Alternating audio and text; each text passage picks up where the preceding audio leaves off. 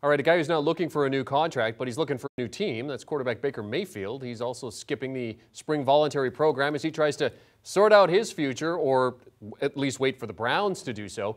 Brady, are you expecting Mayfield to still be a Brown 2 weeks from now?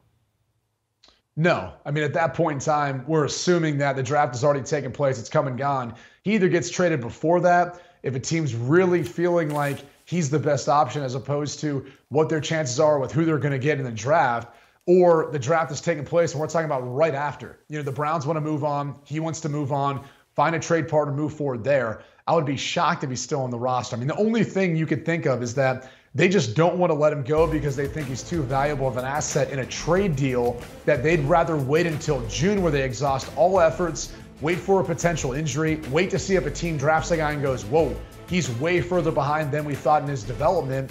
Let's go ahead then and try to make a move then.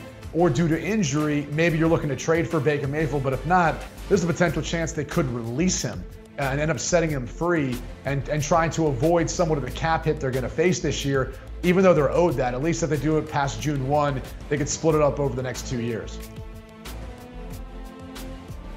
Yeah, I just checked. Baker Mayfield does not have Cleveland Browns mentioned in his Twitter bio. That may have been the case going back to last season when he was getting crushed week after week. So I don't know how long that goes back, but noteworthy nonetheless. But I think Brady's right. It's hard to imagine that Baker will be in the team in 2 weeks from now.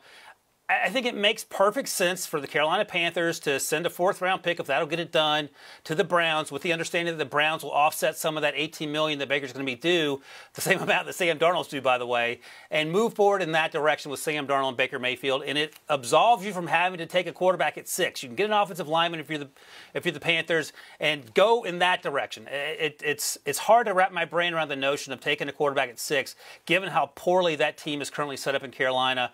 I think you would be better served getting offensive linemen as often as possible in the draft, starting at number 6, and getting a veteran like Baker in there to compete with Sam Darnold. And, you know, it's a cliche and perhaps it's a tired expression, but give Baker a fresh start and maybe things will be a little different. He looked good 2 years ago, struggled last year for a number of reasons, partly of which he was injured. The other part is that Kevin Stefanski suddenly got away from the running game, which was hard to explain.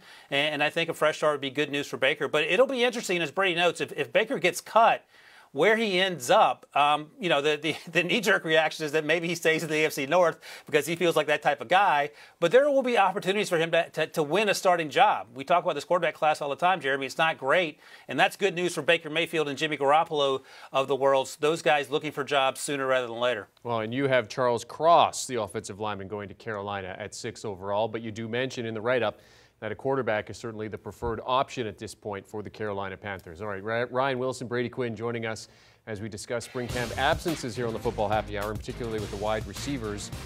Here's what the upcoming football schedule looks like. Of course, we are in the second line here. All teams beginning their off-season workout programs. And, of course, we have the NFL Draft coming up in 9 days' time in Las Vegas.